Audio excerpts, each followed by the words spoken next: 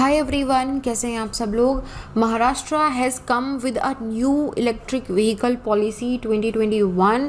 काफ़ी सारे चेंजेस करे गए हैं, नए इंसेंटिव्स दिए गए हैं इस पॉलिसी के अंदर।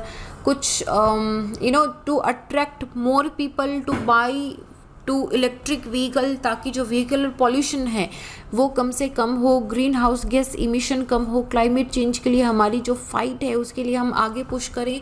इन सब में महाराष्ट्र हो गया, गुजरात हो गया, दिल्ली हो गया, ये सारे ऐसे स्टेट्स हैं जिन्होंने अपनी स्टेट इलेक्ट्रिक व्हीकल पॉलिसी निकाली है। Maharashtra has come up with some new points here. We are going to discuss this new points here. Before we go deep into the topic, I want to share that on the study IQ we have the Maharashtra state exam के लिए smart courses हैं। आप किसी भी state exam के लिए, चाहे PCS, SSC, TET या GK के लिए अगर आप प्रिपरेशंस कर रहे हैं, then you must look into these smart courses for now. These are one of the best available in the market. So just definitely have a look at it, right. So देखते हैं news क्या है। Maharashtra government ने Maharashtra electric vehicle policy 2021 start करा है। Okay, before we go हम एक चीज़ भूल गए कि इसका यूटिलिटी क्या है। अगर आपका इलेक्ट्रिक व्हीकल से रिलेटेड कोई क्वेश्चन आता है which is very much possible into GS3 UPSC के लिए, या फिर अगर आप किसी भी PCS के लिए भी प्रिपेयर कर रहे हो और उसमें अगर इस तरह का टॉपिक है, डेफिनेटली होगा, तो उससे रिलेटेड टॉपिक में, प्लस अगर आप ग्रीन हाउस गैसेस के लिए, पेरिस क्लाइमेट डील के लिए, anything which is related to this sustainable development, if any question comes for this sustainable development या क्लाइमेट चेंज फाइट के लिए, this is a topic to be mention for, क्योंकि छोटी छोटी बातें, छोटे छोटे स्टेप्स हैं which are going to have a bigger impact in the future. So this is about the utility of this. So Maharashtra government का ये जो है, ये इन्होंने EV मैन्युफैक्चरिंग, जो इलेक्ट्रिक व्हीकल मैन्युफैक्चरिंग कंपनी है, उनको अट्रैक्ट करने के लिए, प्लस ताकि जो लोग हैं ज़्यादा से ज़्यादा इलेक्ट्रिक व्हीकल खरीदे उनके लिए, मतलब ये देखो दोनों को, सप्लायर एंड डिमांडर दोनों को अट्रैक्ट करा जा रहा है, दोनों को बेनिफिट दिया जा रहा है। सप्लायर के अंदर मैन्युफैक्चरर्स आ गए, इनको इंसेंटिव दिया जा रहा है। इसके साथ ही में जो लोग परचेज कर रहे हैं, जो कंज्यूमर्स हैं, उनको डिफरेंट इंसेंटिव ऑफर करे जा रहे हैं कि आप ज़्यादा से ज़्यादा परचेज करो। सो this is a win win situation for both, for the provider and for the consumer also. तो ये जो अनवेल करी गई है स्टेट मिनिस्ट्री आदित्य ठाकरे के द्वारा, ये अनवेल करी गई है, बताई गई है, ये पहले नहीं है। This is not the first time जब महाराष्ट्र EV पॉलिसी लेके आए। 2018 में भी आई थी, लेकिन अभी उसमें काफ़ी चेंजेस कर दिए गए हैं। जो इंसेंटिव प्राइस है उसको और भी ज़्यादा बढ़ा दिया गया है। अभी इनका जो मोटिव है वो भी चेंज हो गया है। नई इलेक्ट्रिक व्हीकल पॉलिसी का नया एम ये है कि महाराष्ट्र को BEV, जो बैटरी पावर्ड इलेक्ट्रिक व्हीकल होते हैं, जिसके अंदर बैटरी लगती है, फिर बैटरी चार्ज होती है, तो ये इसमें टॉप प्रोड्यूसर के अंदर, देखो इसने प्रोड्यूसर की बात करी है, कंज्यूमर की बात नहीं करी है। सो दैट मीन्स कि it wants more and more companies to set their manufacturing setup into the Maharashtra. क्या बेनिफिट होगा इसका? एक तो अगर वहाँ पे मैन्युफैक्चरिंग कंपनीज आती हैं तो जाहिर सी बात है इंफ्रास्ट्रक्चर बिल्ड होगा। इंफ्रास्ट्रक्चर के साथ में ये लैक्स ऑफ पीपल को नया एम्प्लॉयमेंट प्रोवाइड करेगा। और दूसरी बात है कि ये GST के अंदर भी इसको विन विन सिचुएशन होगा। एंड थर्ड मोस्ट इम्पॉर्टेंटली कि दिस इज़ अ स्टेट जिसने रिसेंटली काफ़ी सारे स्टेप्स लिए हैं क्लाइमेट चेंज को फाइट करने के लिए, तो ये एक और फिर से एक बड़ा स्टेप है, और उसके कंज्यूमर्स के लिए भी ऑप्शंस अवेलेबल रहेंगे। तो ये काफ़ी, मतलब देखो इन्होंने प्रोड्यूसर्स के लिए लिखा है, तो ये काफ़ी अच्छी चीज़ है एक्चुअली। कंज्यूमर को भी फ़ायदा हो रहा है और प्रोड्यूसर कंपनीज दोनों को फ़ायदा हो रहा है यहाँ पे। तो ये अपना एनुअल प्रोडक्शन जो है ये 10% तक इंक्रीज़ करना चाहते हैं बाय द ईयर 2025, ठीक है। तो अराउंड इनका बोलना है कि लगभग हर साल 3 लाख व्हीकल जो हैं वो बनने चाहिए, रजिस्टर होने चाहिए यहाँ पे। तो मतलब एम तो काफ़ी हाई है, बट चलता भी है ये। इन्होंने 2 व्हीलर एंड 4 व्हीलर दोनों के लिए बात करी है। इसको इफेक्ट में लाने के लिए स्टेट गवर्नमेंट ने 930 करोड़ रुपए जो है वो प्लेज करे हैं कि 31 मार्च 2025 तक दिए जाएंगे। और इन सब के साथ में जो EVs है इनको रोड टैक्स या रजिस्ट्रेशन जो टैक्स लगता है उन सब से भी एग्जेम्प्ट करा जाएगा। देखो जब आप गाड़ी लेते हो ना, कोई भी व्हीकल लेते हो, तो उसमें 2 तरह का होता है कि एक तो उसका ऑन रोड चार्ज कितना है और दूसरा इसका शोरूम चार्ज कितना है। तो शोरूम चार्ज के अंदर उसका जो बेसिक प्राइस होता है वो होता है। ऑन रोड के अंदर उसमें कितना टैक्स लगा है, उसका रजिस्ट्रेशन चार्ज कितना है, उसका रोड टैक्स कितना है, ब्ला ब्ला ब्ला, बहुत सारी चीज़ें इंक्लूड होती है। उसमें 2-3 लाख रुपए ऐड हो जाते हैं। अगर वो 12 लाख की या 10 लाख की कार है तो उसका आपको ऑन रोड प्राइस जो है वो 12, 12.5, 13 लाख, 15 लाख के आसपास पड़ता है, डिपेंडिंग डिफरेंट स्टेट का different road tax and registration charges होता है। लेकिन EVs के अंदर ये ख़त्म कर दिया गया है। इसका मतलब अगर 12 लाख की EV है तो आपको वो 12, 12.5 के आसपास की पड़ जाएगी आएगी, बाकी अगर कुछ छोटा बड़ा टैक्स लगता है तो ये जो बड़े चार्जेस होते हैं ये इसमें हटा दिए गए हैं। तो ये बहुत अच्छी बात है, क्योंकि मतलब रिसेंटली मैंने कार ली थी तो मतलब कार का प्राइस कुछ और था, उस पर कुछ पैसे बहुत ही ज़्यादा बढ़ गए। तो नाउ आई एम थिंकिंग कि next we should purchase an EV only. तो इलेक्ट्रिक टू व्हीलर भी इसमें काउंट है और उनको तो सबसे ज़्यादा इंसेंटिव दिया गया है इसके अंदर। और ये इंसेंटिव में क्या है कि देखो, सबसे पहले इन्होंने बोला है कि जो पहले 1 lakh electric two wheeler buyers होंगे, कि पहले 1 लाख लोग जो टू व्हीलर इलेक्ट्रिक व्हीकल को खरीदेंगे उनको हर 1 किलोवाट पे 5,000 रुपये का इंसेंटिव दिया जाएगा, जो मैक्सिमम 10,000 रुपये तक जाएगा। मतलब आप चाहे 5 किलोवाट पर का खरीद लो, लेकिन आपको 10,000 से ज़्यादा मतलब मैक्सिमम 10,000 तक का इंसेंटिव दिया जाएगा। जो 2018 में 5,000 का था, इसको बढ़ा के 10,000 कर दिया गया है। ओके, इसके अलावा to attract more people in a very short time, इन्होंने अर्ली बर्ड का एक ऐसा इंसेंटिव रखा है कि जो अर्ली बर्ड है, मान लो जो इसी साल जो 31 दिसंबर 2021 से पहले अगर आप खरीदते हो टू व्हीलर, वो भी अगर 3 किलोवाट का, तो आपको 15,000 रुपये का इंसेंटिव एक्स्ट्रा मिलेगा। मतलब ये 10,000 रुपये तो मिल ही रहा है, इसके ऊपर आपको 15,000 का इंसेंटिव भी मिलेगा अगर आप 31 दिसंबर 2021 से पहले खरीदते हो। तो टोटल 10,000 प्लस 15,000 आपको 25,000 रुपये का बेनिफिट होगा अगर आप 3 किलोवाट के आसपास की बैटरी का टू व्हीलर खरीदते हो तो। और इन्होंने क्या बोला है कि हैसल फ्री करने के लिए कि जितना भी ये 25,000 रुपये का बेनिफिट इंसेंटिव है, हम आपके प्राइस में कम कर देंगे, और ये जो प्राइस है और ये जो 25,000 रुपये हैं ये मैन्युफैक्चरर को दिए जाएंगे।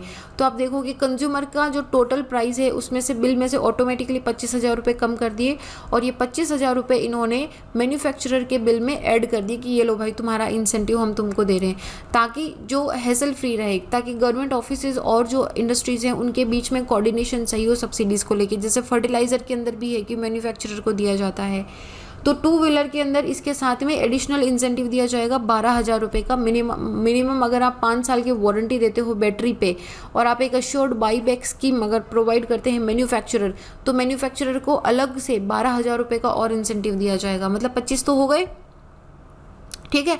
उसके अलावा 12,000 रुपये और इंसेंटिव दिया जाएगा अगर आप 5 साल की वारंटी और एक बाईबैक स्कीम के साथ आते हो तो ये एडिशनल उनके लिए विन विन सिचुएशन है। तो लगभग 37,000 का आप मान लो कि उनको इंसेंटिव दिया जा रहा है एक टू इलेक्ट्रिक व्हीकल पे। इसके अलावा जो इलेक्ट्रिक कार एंड एसयूवीज़ हैं, जो 4 व्हीलर की अगर हम बात करें, तो उन पे भी इन्होंने ये रखा है कि आपको अगर हर किलोवाट के साथ में 5,000 रुपये का एक इंसेंटिव दिया जाएगा, क्योंकि कार के अंदर ज़्यादा बड़ी बैटरी लगती है। तो उसमें बोल रहे हैं कि अगर आप 30 किलोवाट तक की खरीदते हो तो आपको मैक्सिमम ना 1.5 लाख रुपए तक का इंसेंटिव दे देंगे हम। पहले ये 50,000 था 2018 में, अभी इसको बढ़ा के 1.5 लाख कर दिया इन्होंने। जैसे टू व्हीलर के अंदर कितना कि 10,000 से ज़्यादा नहीं देंगे, पर उनकी कैपेसिटी भी तो 3 किलोवाट की है, यहाँ पे कैपेसिटी 30 किलोवाट की है, और उसमें बोल रहे हैं कि 1.5 लाख तक का इसमें इंसेंटिव दिया जाएगा। इसके प्लस यही चीज़ रखिए कि अगर आप अर्ली बर्ड हो, कि अगर आप 31 दिसंबर से पहले कोई एसयूवी या इलेक्ट्रिक कार खरीदते हो तो आपको उस पर 1 लाख रुपए का और मिलेगा। तो मतलब आपको टोटल 1.5 लाख रुपए तो ये और 1 लाख रुपए ये, टोटल मिला के 2.5 लाख रुपए तक का सब्सटेंशियल इंसेंटिव आपको दिया जाएगा। तो ये हो गया है ना, तो 2 चीज़ें हो गई है। हालांकि ये चीज़ अभी अनक्लियर है कि अगर फिक्स कैप है इलेक्ट्रिक सब्सिडीज़ पे, तो जो 15 लाख से ऊपर के व्हीकल कॉस्ट कर रहे हैं तो उनको किस तरीके से सब्सिडी दी जाएगी, हालांकि ये चीज़ क्लियर नहीं है। बट आई थिंक जैसे आता जाएगा वो क्लियर हो जाएगा, क्योंकि जो ईवीज़ हैं, जैसे टाटा की टिगोर ईवी हो गई है, उसके जो नेक्सॉन वाले वेरिएंट्स हैं उनके काफ़ी प्राइस ड्रॉप हुए हैं बाई ए ह्यूज मार्जिन, ठीक है। जो अंदर 15 लाख तक के अंदर आ जाते हो उसमें भी आपको इंसेंटिव मिल जाएगा, ठीक है। तो इसमें काफ़ी आपको प्राइस ड्रॉप दिखाई दिया है। अच्छा, at the least for the reminder of 2021 जो टिगोर टीवी ईवी है जो टाटा की है, इसका जो प्राइस है वो 2 लाख रुपए तक गिर गया है इसी इंसेंटिव की वजह से। जो इलेक्ट्रिक कॉम्पैक्ट सेडान है उसका प्राइस भी लगभग 9 लाख के आसपास का पड़ता है। नेक्सॉन है उसका प्राइस आपको 14 लाख रुपए से लगभग 11.5 लाख रुपए हो गया है। तो आप देख रहे हो कि पूरा 2.5 लाख का रिडक्शन हो गया है, क्योंकि ये 2.5 लाख रुपए ये कंज्यूमर को ना देके ये मैन्युफैक्चरर को दे रहे हैं, ताकि आपके बिल में यहाँ पे 14 लाख की थी, 14 से ये आपके लगभग 11.5 लाख की ईवी पड़ रही है यहाँ पे। समझ रहे हो मेरी बात को क्या बोल रही हूँ? तो ये यहाँ पे रिडक्शन सीधा आपके प्राइस में कर दिया गया है, ठीक है। और ये जो प्राइजेस हैं they will again immediately rise to 1 lakh रुपये, 1 लाख रुपये। अगर जैसे ही अर्ली बर्ड इंसेंटिव खत्म हुआ, 31 दिसंबर खत्म हुई, 1 जनवरी 2022 से 1 लाख रुपए बढ़ जाएगा। अगर अभी खरीद रहे हो तो 11.5 की है, उसके बाद खरीदोगे तो लगभग 12.5 के आसपास की पड़ेगी है, तो वो खत्म हो जाएगा। So this is an incentive. So if you are planning to buy a vehicle, if you are planning to purchase in 2 wheeler और 4 व्हीलर, वैसे पता है इलेक्ट्रिक व्हीकल का जो एवरेज होता है ना, ये इसके वन टाइम कॉस्टिंग होती है। अगर आपको ट्रैकिंग व्रैकिंग पे नहीं जाना है, सिटी में चलाने के लिए electric vehicles are the best once.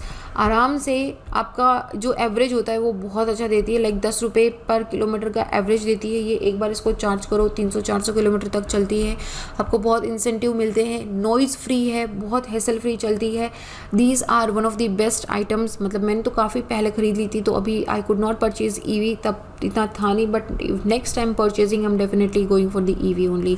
इसके अलावा एक एडिशनल स्क्रैपेज इंसेंटिव भी है 25,000 रुपये का। उसके लिए मैन्युफैक्चरर को कोई इंसेंटिव नहीं मिलेगा अगर वो बाईबैक या बैटरी वारंटी नहीं प्रोवाइड करते हैं तो। But if you go for buyback या फिर बैटरी वारंटी प्रोवाइड करते हैं तो 25,000 रुपये का एडिशनल इंसेंटिव है। इसके साथ ही में जो 10,000 इलेक्ट्रिक व्हीकल एंड एसयूवीज़ हैं उनको सब्सिडाइज करा जाएगा नई डिवाइस के साथ में। 5% नए व्हीकल का रजिस्ट्रेशन जो है उसको सब्सिडाइज करा जाएगा कि रजिस्ट्रेशन फ़ी कम हो जाएगी। और ये जो सब मतलब कोई भी व्हीकल अगर इंडक्ट करा जाता है गवर्नमेंट फ्लीट के अंदर 2 अप्रैल 2022 से, तो वो सिर्फ और सिर्फ इलेक्ट्रिक होगा। कि अगर गवर्नमेंट ऑर्गेनाइजेशन कोई भी व्हीकल नया परचेज करती है तो it will have to be only and only EV after April 2022। तब तक उसके बाद से हमेशा ईवी ही आपको गवर्नमेंट ऑर्गेनाइजेशन में दिखेगा। सो महाराष्ट्र अगर वैसे देखा जाए तो एक बहुत ही कॉम्प्रिहेंसिव चार्जिंग नेटवर्क स्टेशन भी बिल्ड कर रहा है, क्योंकि ईवीज़ को चलाने के लिए ना आपको चार्जिंग स्टेशंस चाहिए। ऐसे नहीं चलेगी। आप हर जगह पेट्रोल पंप जैसे दिख रहे हैं ना, उसी तरीके से आपको बैटरी चार्जअप भी दिखाई देंगे। लगभग 2500 चार्जिंग स्टेशन होंगे ताकि गाड़ी को चार्ज करा जा सके। अगले 4 साल में वो भी पूरा एक डेवलप करा जाएगा। 1500 के आसपास ग्रेटर मुंबई में, 500 के आसपास पुणे में, 150 नागपुर नासिक में, 75 औरंगाबाद, 30 अमरावती, 20 इन सोलापुर वगैरह। तो ये इस तरह के काफ़ी सारे चार्जिंग स्टेशंस भी ओपन करे जाएंगे। ये जो हम चार्जिंग स्टेशंस जो इंपॉर्टेंट हाईवे हैं, जैसे कि मुंबई पुणे हाईवे हो गया, मुंबई नासिक हाईवे हो गया, मुंबई नागपुर या पुणे नासिक हाईवे हो गया, यहाँ पे इन स्टेशंस को स्टैब्लिश करा जाएगा। लगभग पहले जो 15,000 स्लो चार्जर हैं उनको इंसेंटिव दिया जाएगा 10,000 रुपये पर चार्जिंग पे। उसके बाद में और इंसेंटिव इंक्रीज करता जाएगा। सो चार्जिंग स्टेशंस के साथ भी देखो काफ़ी सारी अपॉर्चुनिटीज़ अवेलेबल है कि हाईवे पे अगर आप चार्जिंग स्टेशंस ओपन करते हैं या जो रेस्टोरेंट्स हैं आप वहाँ पे चार्जिंग स्टेशन लगा दो, तो जब तक आप खाना वाना खाओगे, फ्रेशन अप होगे, 30-40 मिनट्स के अंदर आपकी गाड़ी चार्ज हो जाएगी and you are good to go. Similarly जो पेट्रोल पंप्स हैं वो अपने साथ में चार्जिंग स्टेशंस भी ओपन कर सकते हैं।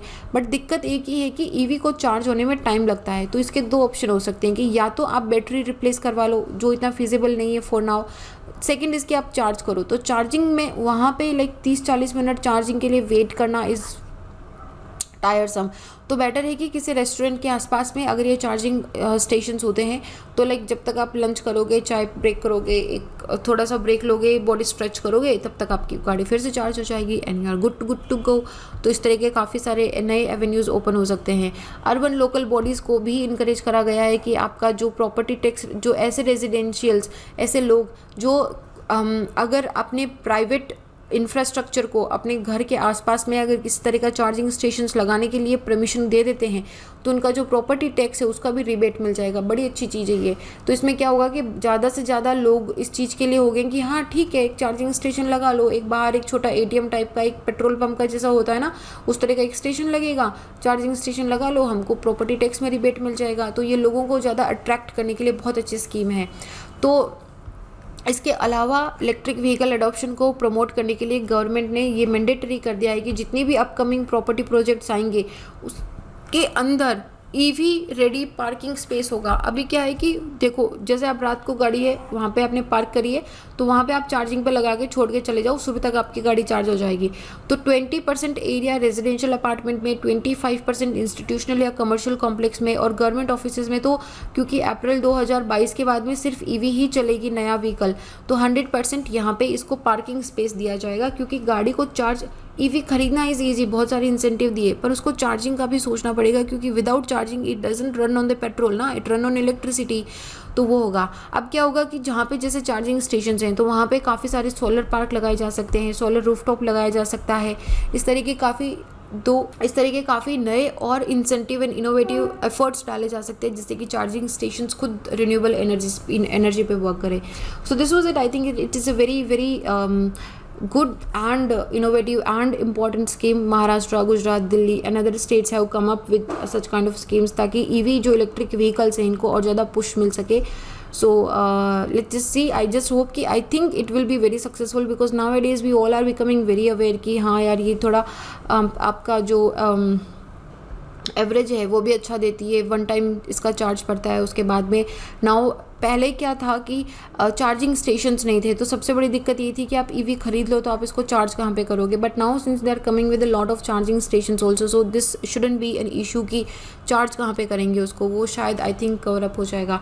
एनीहो this was it about it. मेरा नाम संतोष है. अगर आप मुझसे जुड़ना चाहते हैं तो इंस्टा या टेलीग्राम पे little_simple_बुधा पे जुड़ सकते हो.